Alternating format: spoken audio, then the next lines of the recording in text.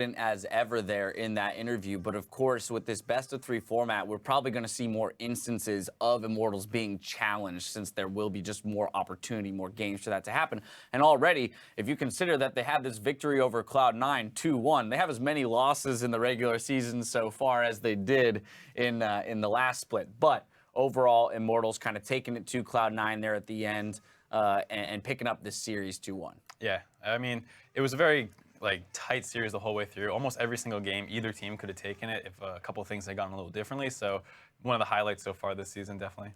All right, and so if we're going to go ahead and walk through this game, I mean, as you mentioned already, it was a lot of back and forth. We did see a pretty early lead established by Immortals. We saw a couple early kills go over to Reignover in the top lane, Huni being the beneficiary of a couple assists. If those were kills, maybe the game would have gotten a little bit out of control, but the Riven pickup there, kind of rejecting that tank meta, taking the Riven into the Trundle. Thoughts on that? I think Dyer should take this one because he's been in that top lane situation before. So the situation where Impact was his lanes pushing, and it doesn't matter which champion it is, Riven, tank, you're gonna die 2-on-1. You can't.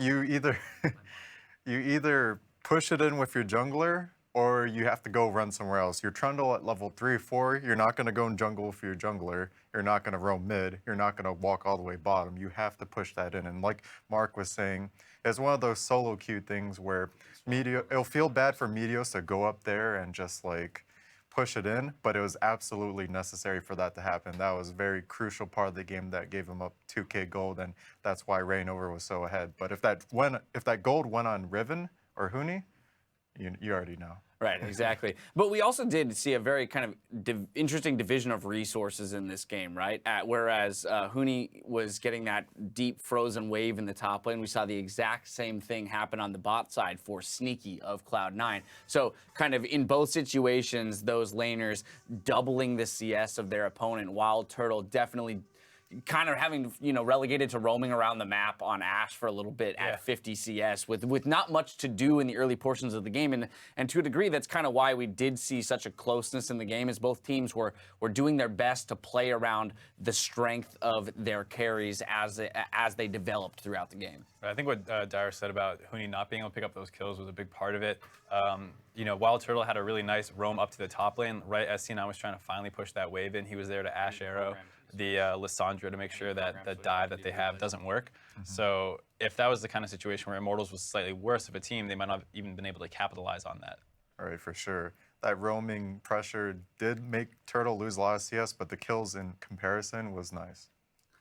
All right, well, let's work through the game. We do have some replays that we want to run through. Hopefully our monitor will be friendly with us and swap over as we call them up. 33 minutes into the game, we had a 4-for-1 in the top lane. C9 picking this up again off of, really great recognition of Jensen, seeing that hey, I can make this flank happen, playing around that ultimate of Ashe. But again, we also did see kind of the wildturtle suffering, hurting for damage, because Lissandra's in your face as an Ashe and you can't even do 60% of his health and damage. That's a terrifying prospect. Yeah, the other thing too was Huni tried really hard to interrupt the TP and just couldn't get there in time. So you saw he was in between two turrets and had to run all the way back up to get involved in that fight. And even though it was kind of front line melting back line, the thing was the Lucian was just so much stronger than the Ashe at that point that Lissandra was whatever, just tanked it. It just feels like a lot of these mistakes where there's just these slight missteps, and the enemy team's just taking advantage of it because they have either a flanking champion such as Lissandra get up in your face, and it just feels like both AD carries besides Lucian and utility AD carries like Ezreal, Ashe, Sivir, they don't really get to do much alone. They kind of just help the rest of the team. So if you leave them alone, they're not going to be able to help you out. Yeah, if we push ourselves a little bit further into the game, when we had noticed that Immortals had the dragon control this time around with that double mountain dragon, a lot of damage, a lot of threat when the Elder Dragon finally spawned. And we'll pull this up. We're going to watch out as Cloud9 sound full. We're going to get a listen in on comms as Meteos comes up with that clutch steal on the Elder Dragon to save them from what would have been the end of the game probably there, if not. I don't have a ward. We have this. Go. I got it.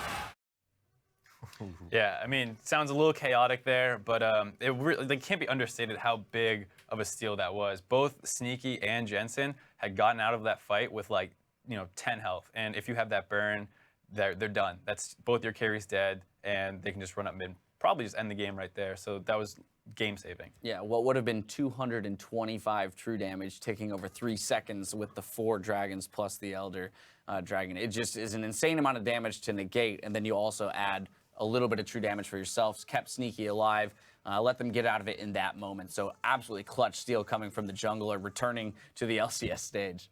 Yeah, it really, really opened the door for the ability to come back, although some unfortunate stuff did happen. Right, so let's get to that then, because at 39 and a half minutes of the game, Immortals, they pick up an ace on what looked to be a pretty solid engage for Cloud9 here, but Sneaky uncharacteristically going a bit ham here, overextending and putting themselves into a sticky situation. It starts really slow with Trundle basically tanking almost all the damage, but then Sneaky loses his mind here, tries to finish off the Ashe, and just runs right into all the Viktor damage, gets insta-burst. By the time Jensen gets in, the fight's mostly over. Sure, he cleans up 1 kill, but I mean, when your biggest portion of your team's damage just insta-dies at the start of a fight, it's game over. And there's a little bit of a chase down here as they clean up the last couple of kills, but it was really all just about that Sneaky mispositioning. Same. Yeah, right, exactly. Well, which is unfortunate because, again, as we mentioned, it's so rare to see that kind of a mistake coming from him. Unfortunately, it did come at that late game stage where that just a singular mistake can cost your team the game. Immortals capitalizing on it very well. The person who did just that was Pobelter, who will be receiving our player of the game for this one. On that Viktor, I mean, his ultimates, damage dealt to champions absolutely through the roof. Jat mentioned that with the changes now that the tick of the damage on the ultimate is so much higher, he definitely, the controlling of that Chaos Storm, pretty key in a lot of these fights. Yeah, I think he was one of the biggest members in helping snowball the game, actually. You would have thought it was Huni, but it was a lot of Pobelter like shoving people off turrets and setting up these situations through just getting a lot of burst damage down. So it was a very impressive game by him. Yeah, every time there was a crucial moment, he landed a 4-man crucial middle.